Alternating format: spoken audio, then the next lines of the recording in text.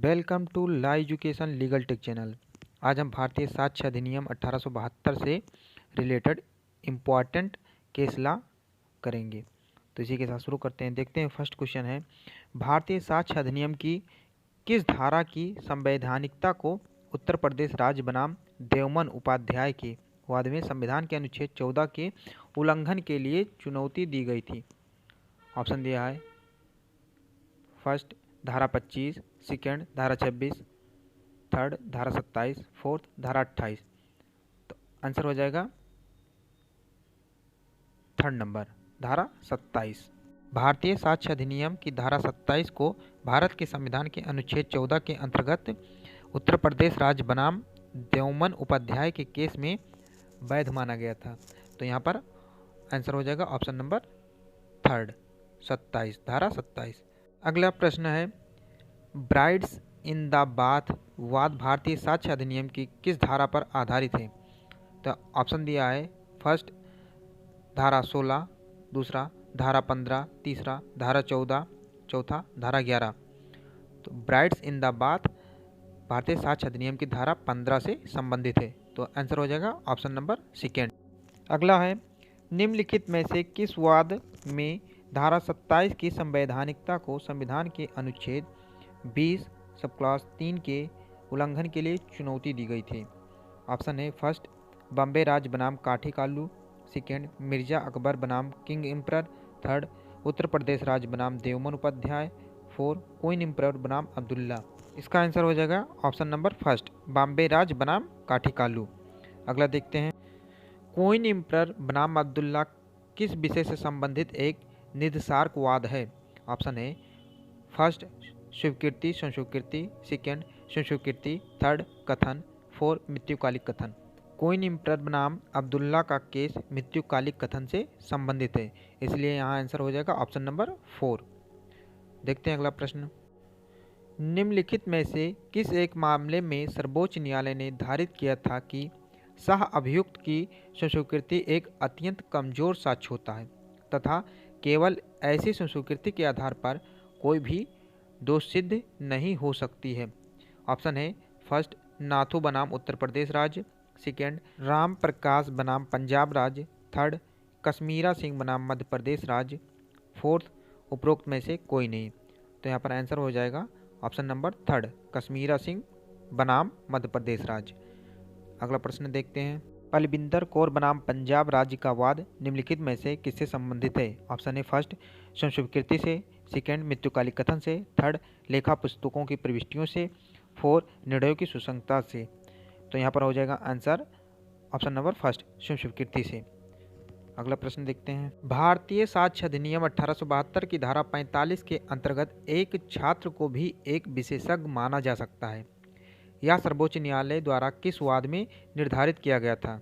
Option है, first घोगिनबाई Hirabai बनाम गुजरात राज्य, सेकेंड शंकरिया बनाम राजस्थान राज्य, थर्ड कानपुर विश्वविद्यालय बनाम समीर गुप्ता एवं अन्य, फोर्थ है पंजाब सिंह बनाम हरियाणा राज्य। तो यहाँ पर आंसर हो जाएगा ऑप्शन नंबर थर्ड, कानपुर विश्वविद्यालय बनाम समीर गुप्ता एवं अन्य।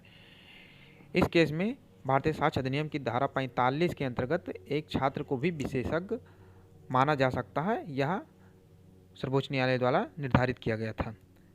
अगला प्रश्न है, संस्वीकृति आत्मवार्ता का परिणाम हो सकती है, यह आवश्यक नहीं है कि संस्वीकृति किसी को संसूचित की गई हो, यह किस वाद में धारित किया गया था? ऑप्शन है, फर्स्ट शंकरिया बनाम राजस्थान राज्य, सेकेंड बुट्टा सिंह बनाम पंजाब राज्य, थर्ड साहू बनाम उत्तर प्रदेश राज्य, फोर निशिकांत झा बनाम बिहार राज्य। तो यह कहा गया था ऑप्शन नंबर थर्ड, साहू बनाम उत्तर प्रदेश राज्य के केस में। अगला प्रश्न है, निम्नलिखित में से कौन मृत्युकालिक कथन का एक वाद नहीं है? ऑप्शन है, फर्स्ट रत्तम गौड़ बनाम बिहार राज्य, सेकेंड पानीबेन बनाम गुजरात राज्य, थर्ड सीताराम बनाम उत्तर प्रदेश राज्य, फोर्थ कौशल राव बनाम महाराष्ट्र राज्य। तो मृत्युकालिक कथन से एक वाद संबंधित नहीं है, वह है सीताराम बनाम उत्तर प्रदेश राज्य। तो ऑप्शन नंबर थर्ड यहाँ पर आंसर हो जाएगा। बाकी फर्स्ट, सेकेंड और फोर्थ ये जो है वो मृत्युकालिक कथन से संबंधित हैं। अगला प्रश्न देखते हैं, निम्नलिखित में से किस वाद में न्यायालय ने यह कहा था कि एक ऐसे कथन पर विश्वास नहीं किया जा सकता जिसमें एक विवाहित महिला जो जलने के कारण मर रही हो तथा विकृत हो तथा चिकित्सा प्रमाण पत्र के द्वारा उसे इस महत्वपूर्ण क्षण में मानसिक अवस्था की नहीं बल्कि कथन देने के लिए स्वस्थ होने की पुष्टि की गई हो। ऑप्शन है फर्स्ट रविचंद्र बनाम पंजाब राज्य, सेकेंड श्रीपति राव बनाम महाराष्ट्र राज्य, थर्ड ओकाराम बनाम राजस्थान राज्य, फोर्थ बलदेव राज बनाम हरियाणा राज्य। तो आंसर हो जाएगा ऑप्शन नंबर थर्ड ओकाराम बनाम राजस्थान राज्य। अगला प्रश्न है निम्नलिखित में से कौन सा एक वाद भारतीय साक्ष्य अधिनियम की धारा 32 के शब्द धारा 1 से प्रत्यक्षता संबंधित है। ऑप्शन है फर्स्ट पुलकुरी कोटैया एवं अन्य बनाम एम्परर, सेकंड पकला नारायण स्वामी बनाम किंग एम्परर, थर्ड महाराष्ट्र राज्य बनाम दामू गोपीनाथ शिंदे, फोर्थ पलविंदर कौर बनाम पंजाब राज्य। तो भारतीय साक्ष्य अधिनियम के धारा 32 की उपधारा 1 से प्रत्यक्षता संबंधित है पकला नारायण स्वामी बनाम किंग एम्परर का केस। तो यहाँ पर हो जाएगा आंसर ऑप्शन नंबर सेकेंड। अगला है दूधनाथ पांडे बनाम उत्तर प्रदेश राज्य का वाद संबंधित है। ऑप्शन है फर्स्ट रेस जेस्टे, सेकेंड अन्यंत्र उपस्थिति के अभिभाग से, प्ली ऑफ एलिबाई, थर्ड स्वीकृति से, फोर्थ सहअपराधी से। यहाँ दूधनाथ पांडे बनाम उत्तर प्रदेश राज्य का वाद अन्यंत्र उपस्थिति के अभिभाग से संबंधित है, प्ली ऑफ एलिबाई से। तो हो गया आंसर ऑप्शन नंबर सेकेंड। अगला प्रश्न है पलविंदर कौर बनाम पंजाब राज्य का वाद निम्नलिखित में से किससे संबंधित है। ऑप्शन है फर्स्ट सूचक प्रश्न, सेकंड द्वितीयक साक्ष्य, थर्ड स्वीकृति, फोर्थ स्वीकृति। तो पलविंदर कौर बनाम पंजाब राज्य का वाद स्वीकृति से संबंधित है। आंसर हो गया ऑप्शन नंबर थर्ड। अगला प्रश्न है सावल दास बनाम बिहार राज्य का वाद संबंधित है। ऑप्शन है अन्यत्र उपस्थित होने के अभिभाग से, प्ली ऑफ एलिबाई, सेकंड है संबंधित तथ्य और कार्य के नियम से, रेस जेस्टे, थर्ड है विबंधन के नियम से, एस्टोपल, फोर्थ है पूर्व न्याय के नियम से, रेस जुडिकेटा। तो सावल दास बनाम बिहार राज्य का वाद संबंधित है रेस जेस्टे से। Option number second. अगला प्रश्न है अन्वेषण के दौरान पुलिस अभिरक्षा में मौजूद एक अभियुक्त से प्राप्त सूचना ऐसे शस्त्रों, वस्त्रों, आभूषणों, खजाने आदि से संबंधित खोज का आधार बनती है जो अपराध से संबंधित है और साक्ष्य अधिनियम की धारा 27 के अंतर्गत सुसंगत है। यह सिद्धांत किस वादजनित विधि में निर्धारित किया गया है। ऑप्शन है फर्स्ट पुलकुरी कोटैया बनाम एम्परर, सेकंड कुशल राव बनाम बॉम्बे राज, थर्ड सावलदास बनाम बिहार राज्य, फोर्थ पकला नारायण स्वामी बनाम एम्परर। तो आंसर हो जाएगा ऑप्शन नंबर फर्स्ट पुलकुरी कोटैया बनाम एम्परर। अगला प्रश्न है निम्नलिखित में से किस वाद में भारत के सर्वोच्च न्यायालय ने कहा था कि यह विधि का एक पूर्ण नियम नहीं है कि मृत्युकालिक कथन पर कार्रवाई करने से पूर्व इसकी अन्य साक्ष्यों द्वारा संपुष्टि की जानी चाहिए।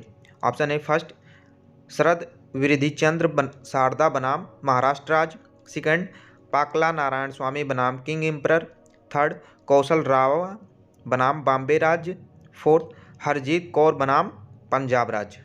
यहाँ पर आंसर हो जाएगा ऑप्शन नंबर थर्ड। अगला प्रश्न है पाकला नारायण स्वामी बनाम किंग एम्परर का वाद किससे संबंधित है। ऑप्शन है फर्स्ट भारतीय साक्ष्य अधिनियम की धारा 6 से, सेकंड भारतीय साक्ष्य अधिनियम की धारा 21 की उपधारा 1 से, थर्ड भारतीय साक्ष्य अधिनियम की धारा 32 की उपधारा 1 से, फोर्थ भारतीय साक्ष्य अधिनियम की धारा 41 से।